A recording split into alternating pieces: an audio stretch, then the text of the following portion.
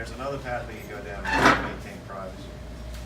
And if we take the wrong turn on that, the world's going to be either good or bad, in my opinion. It's too much control in one database, right? Imagine one database having everybody's name, social, date of birth, and somebody hacks that one database, or it gives control to one central organization. That organization will have way too much control. Like OPM. Yeah. Or Google, right? So does blockchain, is there a blockchain Remediation for solution? that was pretty poor.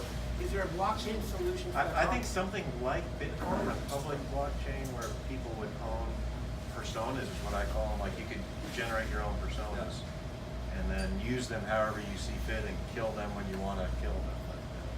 But it would have to be some sort of, I think it has to be some sort of external. That's a personal opinion. So let me open up to you guys. Yes, sir. All right. Thank you for doing this. I do have a question because my question coming in this way. I have a company, it's an American-based company, but as well the company also operating overseas. So this company based on commodities, gold and diamonds. So now when it comes to, we talk about safeties, should I have two face, like two platforms, American platforms, and maybe international platform? How will I keep my privacy? Not everybody know my business. So the question is it you or you know somebody who has a company? No, my company. His company deals with gold and diamonds or something, Yeah. Precious metals. And his question is, should he have two platforms, one domestic, one international, to help protect his privacy? I always ask, why do you need a blockchain? Because we moving to the blockchain diamonds. Yeah. I mean, we're helping do that with a couple of companies, but I always ask why. Because you can do that without a blockchain if you needed to, depending on what the purpose of it was. If you're trying to maintain currency with regulations and things like that, like ethics-based sourcing. No, because in May, 10th of May, the BIS launched a blockchain for diamond blockchain. So it means So De Beers is kind exactly, of the central one. exactly. Now, it means in this age of millennial age, people, you can give you a platform where you can order diamonds, where you sit down in your house or in your office, so you know what you're buying, you know where the manufacturer got it, you know who's the evaluation done, everything, GI certificate, everything. You have it in the system. So let me pause you for just so you guys can hear. So he's talking about the diamond industry. He said because of the blockchain, they can put that all in the supply chain. They can know where it came from, all the steps in the process. There's integrity in the supply chain. Exactly. So now, my company is in the phase where it's starting building that. For if you want buying diamonds, you just go to my system on the blockchain. Then you choose whatever you want. You want fancy one, you want clarity. It's up to you. Then you know where the country comes from, which kind of mining, with the country, and how long it's been. Because we put we're gonna put science behind the stones, and you know how much when you sell that stone, how much you benefit you later on. You can either trade in that stone, where you have in your safe. You can trade it. Somebody can buy from you, make more money. That's how we're moving the diamond now. So now my concern is here. It's an American-based company. I have a client overseas all over the world. How will I protect those people? I don't want their privacy to be running around. I don't want, if you send me $2 million for some carrots or whatever you want to buy for my company, I don't want to be everybody to know my business or your business. So I want all the people, Americans, non-Americans, to be protected as equal level, so that they can feel more safer to transact the money or to buy the product. Sounds like you're the custodian of the coins, right? I mean, you're the holder of them. So Randy, would that be a candidate for a public blockchain or a private blockchain? Because he's dealing with the general public, but he wants to keep secure. I would say it's a version of private with obfuscated identities. So do I have like one code can be used by the client where they register with my company, or should each client have to have their own code? Because if you have a code, you're my client, should you have your face where you can your identity in my digital systems, so that I know this is you, this is Matthew, this is mountains or whatever.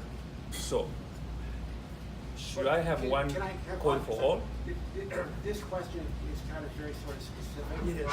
So let's have that conversation, because it's very sort of specific to your application. All right. Right. Yes, sir. I have a question. Identify who you are too, so that you get to know who you are and then you can cross it later.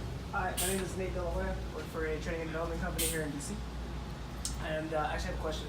A comment in regards to what you were talking about, how most private industries, especially banking industries, have your buying habits, which then they sell off to different markets. I actually used to work for Wells Fargo as a teller and a banker, and we're trained to do just that, is to find regular patterns to just give you credibility to that. I mean, any 18-year-old college student can just see what you've been doing over a weekend and kind of be able to pitch you anything. So I like this new technology, kind of seeing transactional history, but not exactly identifying the purchaser, right, in a sense. So the question I have two. One is, how soon do you believe this will be integrated into something like centralized banking or a banking system in the U.S. and just be widely accepted as a common currency for crypto? So, mass adoption is usually and generally described with 50 million users, right? It took the cell phone 14 years for mass adoption that everyone's holding today. It took the automobile 46 years. We're in the 10th year of Bitcoin, and so if you look at the shift that's happening, like the paradigm shift, last year CNN never even spoke about Bitcoin. This is the first year where CNN does a show right after the stock market closes on Bitcoin. There's more and more retailers accepting Bitcoin. For example, Dell was the first international company to accept it in 2013. Virgin Atlantic followed, Microsoft, Apple, Tesla, and then you have a bunch of local markets accepting it. So it's just on adoption. The more adoption, more people accept it, more people will use it. Let me throw something out about mass adoption.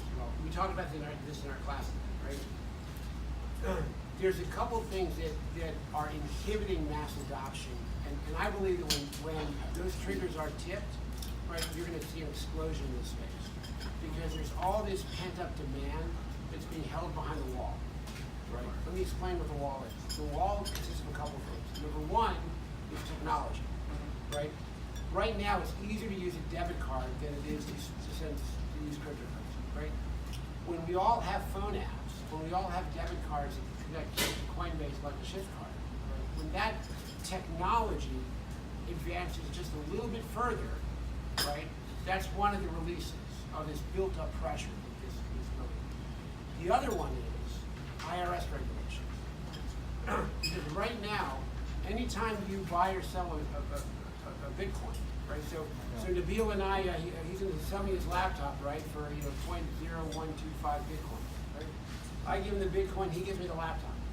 That's a taxable event to the IRS, right? I move Bitcoins from one wallet. I go from Bitcoin to Bitcoin Cash. That's a taxable event. I have to track the buy and sell price for every transaction between wallets, calculate capital gains, and report it to the IRS. How many businesses want to do that? But if you sell it immediately, you don't. No, I understand. But what I'm saying is, the reason why businesses essentially are holding back is because the incredible liability from an IRS code perspective for them to engage. So the point he was making earlier when he said that, well, most of these, mom and pop shops or convenience stores are basically running on cash and hide stow away cash to launder, or not even launder, but just not report it. That way they can come under some margins. Well, and it's not even that. The IRS can't chase everybody. If you're a mom and pop shop and you're buying, and you're essentially you're transacting with more than Bitcoin here or there, the IRS is not going to touch it. They're too busy. They got nothing to deal with, right? But if you're Best Buy, could you imagine if Best Buy had to calculate capital gains on every time money came in cryptocurrency, and every time they paid a vendor, right? It is an administrative nightmare, right? And so, when the IRS regulations are changed, eventually they will be changed because the demand for those changes are bubbling up. You see this in Congress. But when that happens, and when the technology advances just a little further, right? How many people in here own cryptocurrency? Just raise your hand. Right. Wait, do we have to report this? Everybody's your recording device. Show of hands. Turn off your recording devices. How many of you own cryptocurrency? Turn it off or die. Right? Now, of those of you that own cryptocurrency, how many of you use it on a daily basis? One, I do it a little bit, right? Daily.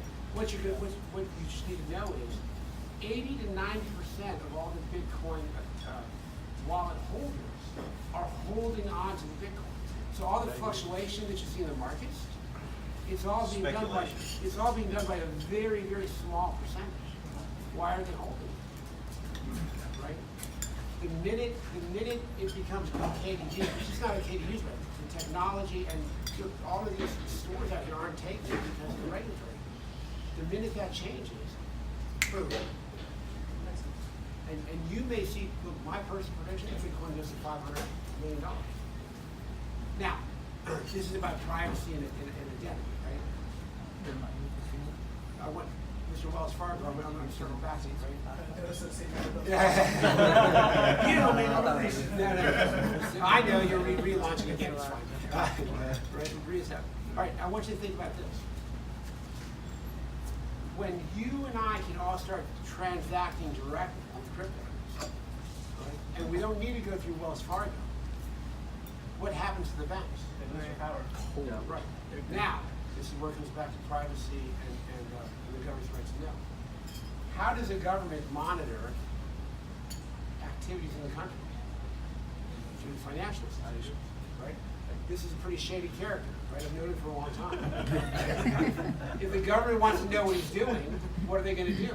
They're going to go to him and they're going to say, give me a download of this transaction. Absolutely. But what if none of your transactions are with him? Yeah. Then they have no right. Because you got some with him and some with him and some with him and some with Jonathan back there, right? So now the government has completely lost their ability to monitor transactions. What does that do to our sense of privacy? Well, it actually leads into my follow-up question is, for an example, my current company has a subcontracts with the Inter-American Development Bank, and we're working with economic developments in some of these more impoverished economies and countries that are coming up. So they're taking large loans from places like us and the UK and the UN and all that.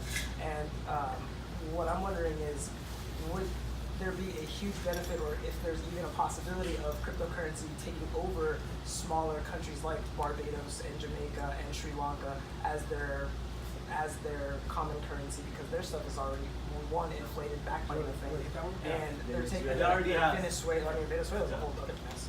You said it already. It already has. So Zimbabwe's main currency right now is Bitcoin, because their country's currency has been so devalued and corrupted that the government and the people have lost all trust in it. So how can a country like Barbados implement that into their own? The people have to accept it, right? It's organic. It's organic, right? The people have to accept it and adopt it. I don't think it's more than because most of them are subsidized by the government themselves. I mean, Zimbabwe's adoption was not subsidized or promoted by the government.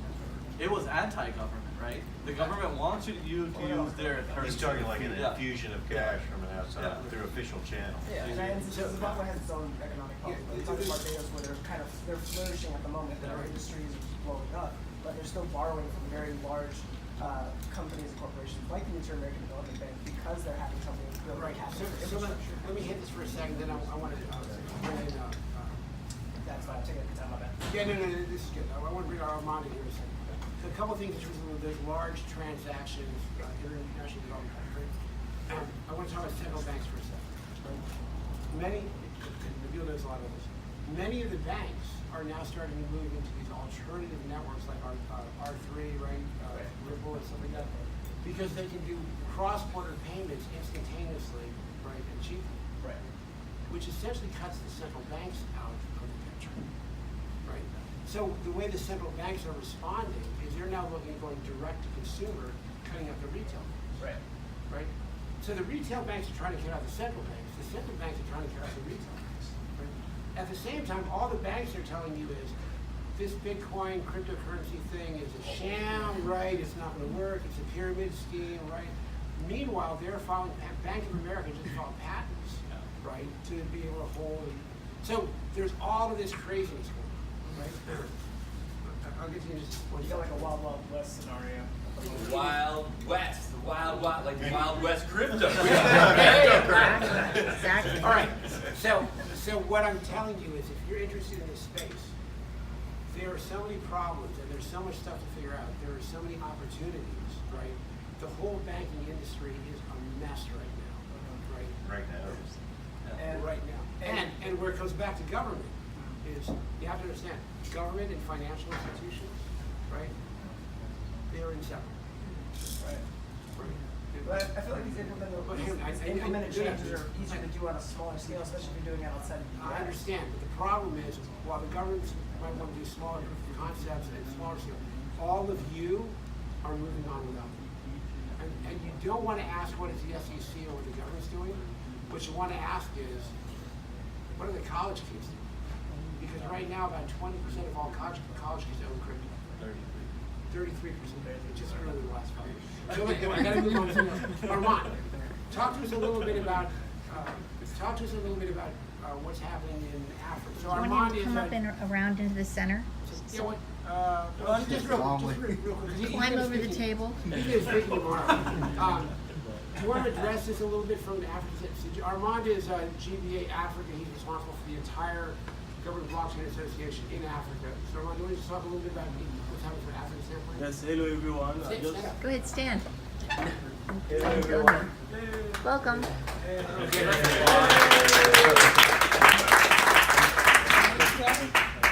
First of all, it's a huge pleasure for me to be around here with my fellow brothers at GBA, all the GBA members and all the guests. It's a kind of dream I'm realizing now because I started GBA a couple 4 months ago as the first member in Africa, and we had a long journey. We had the last big conference in Cameroon and invited Gerard around. I hope you enjoyed. Did, but I did get sick. Okay, so now we are about to create the 5th chapters around running almost 20 to 30 members now. And I spent 7 months to 1 year working on meetups across London, Atlanta, here in Washington, Tokyo, and it's my first meetup at GBA out of Cameroon, my country. So the first one is in Washington, so I'm so happy for that. I wanted to give some reply on our concern about how countries' difficulties actually in terms of their money, their currency, who has lost the value, how they can use cryptocurrency to raise up. I will give some reply based on some 2 good projects in Africa now, one in Cameroon. You know, Cameroon now is governing by the Central Bank of Central Africa countries, the BEAC. The BEAC is a bank previously that was handled by France, because France control almost all the Francophone countries in Africa in terms of economy. The past, but now it's like in some countries they lost control. Now in some they have just few control, and the BEAC is a central bank who issue the currency for 6 countries. To do some international transaction, every central banks need an overseas bank to do international operation. And the operational account is in France. And you know, actually a lot of people around Central Africa are not happy for that because they say they are using our money in France while the operational account is in France, and really they are using that money. Because if you have an operational account somewhere else, if they are in need of money because the euro is, you know, they can use it. And people are not confident again about the currency we are using now because they think it's the property of France and all this stuff. So now, France absolutely doesn't want to lose the control. So you know what they are doing now? They are moving to the e-currency of the one they are using now. And they will use the crypto. So now they are in a pilot phase.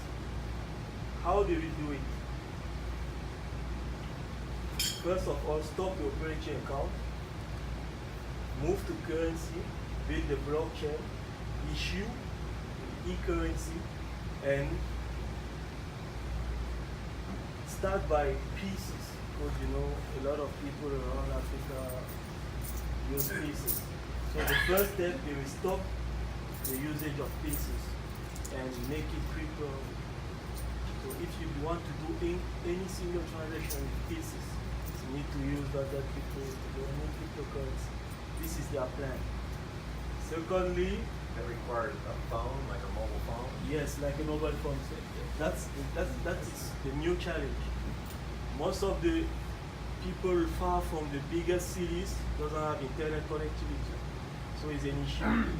So now the big concern is how to use the USSD technology, the telecommunication network.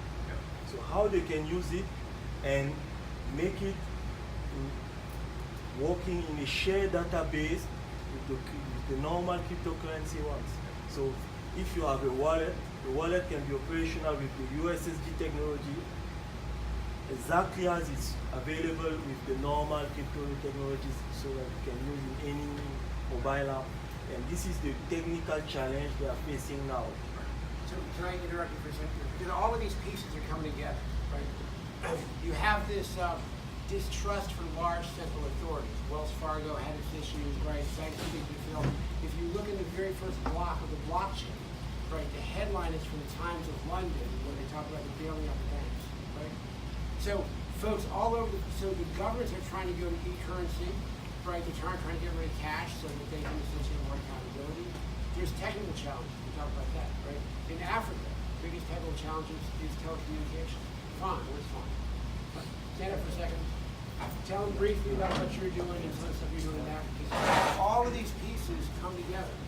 Yeah, so I represent a defense contractor that's partnered with the Amber Network.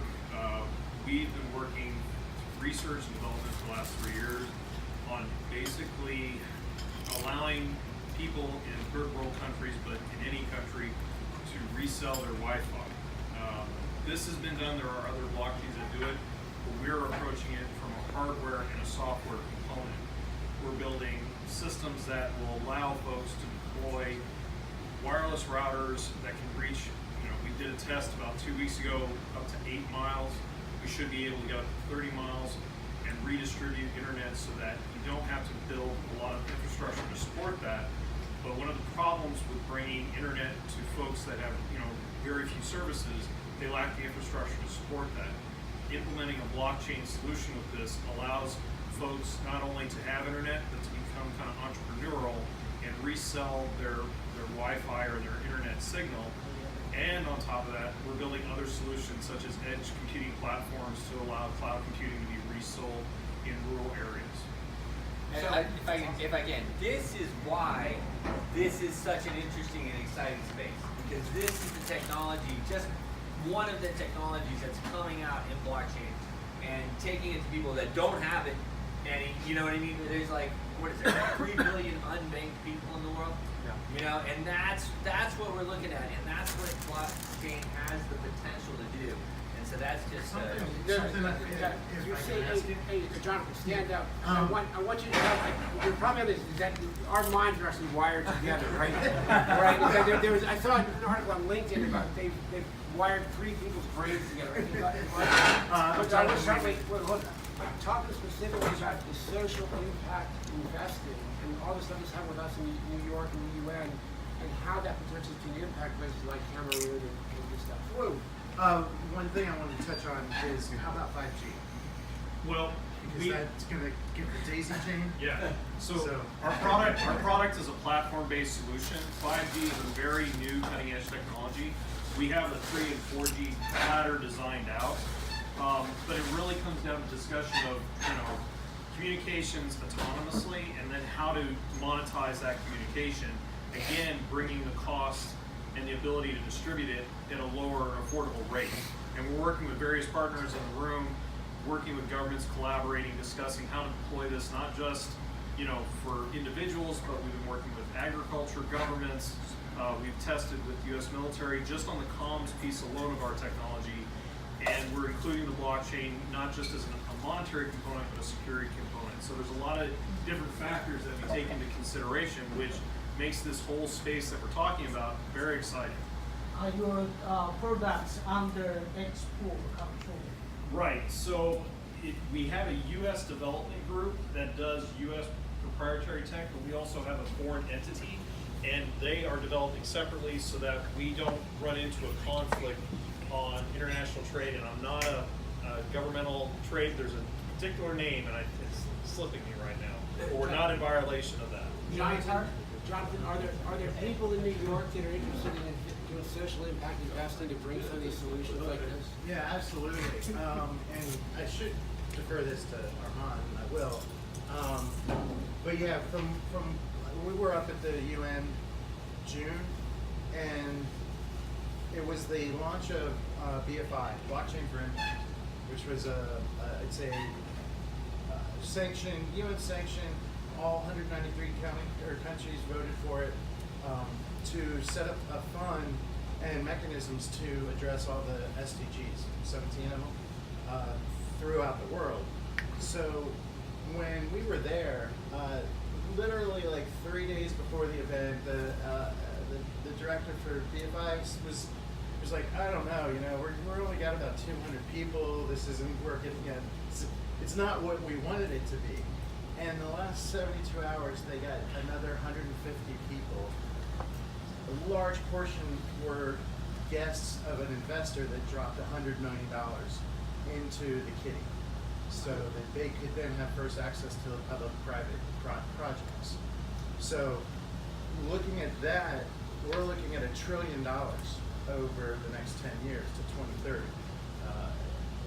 And that's all going at social impact, and the unbanked, the unidentifiable, the human traffic, slavery, water, everything, any aspects of environment.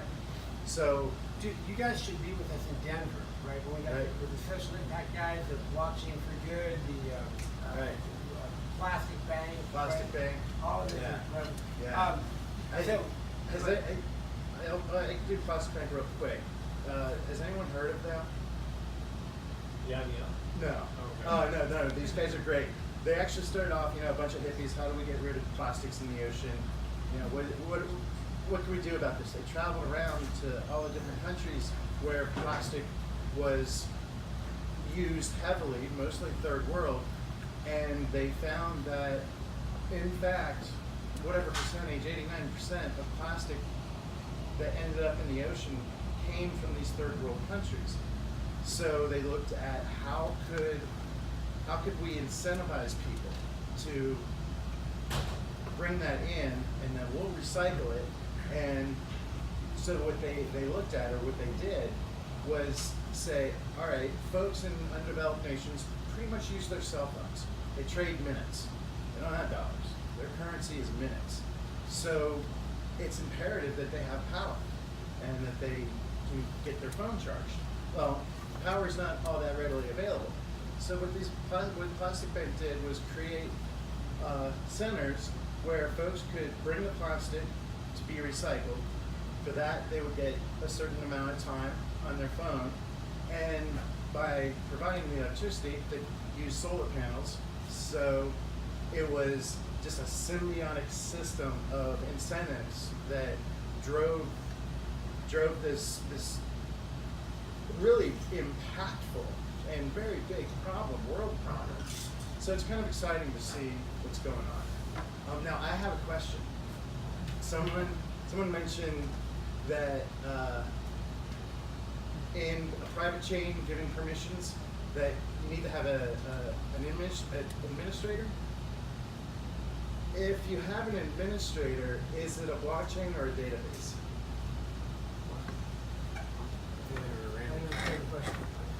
Well,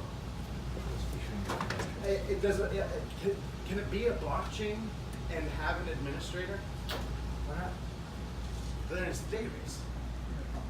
Because it's central. You've got central control. I think he's saying if the control is centralized to a. No, the control of that, you're just talking about provisioning, that's not control. You can have multiple locations that issue identity tokens, if you want to use that word, but to provision you into that private blockchain, it's not just one person. So he's talking about the gatekeeper. Right. So the admin is the gatekeeper, but which is different than the. Right. And that's what it. Yeah, I use the word administrator because people understand that word. Yeah. But it's a person or a thing, because we also had automated IoT, provisioning the service. So It could require multiple signatures. I want to wrap it up. Still, you folks a chance to like networking stuff. But I want to kind of bring this together, right? We talked about a couple things tonight, right? Blockchain, DLT. We talked a little bit about IoT, and one of the things, and I'm going to let each of you guys kind of do a wrap-up statement, right? But here in the United States, we have this ecosystem, and things generally work pretty good here, right? We're concerned about privacy, and we watch Congress, grilling the Facebook guy, right? Right, and but we got places like Cameroon, where the same guy's been president for 35 years. Did he win again? Sorry. Has the vote been counted? Did he win? Yeah, but actually there's a small conflict. It's a little bit confusing actually. It's a little confusing right now because the same guy's been president for 35 years. And how old is he? 36. 36. Yeah, 36. And how old is he? 86 years old? 85 years. 85 years old, right? So, you got places like that. The oldest president in the world actually. Right. One day you'll be the oldest president. Yeah. But we've got places like that in Africa, very different ecosystems, right?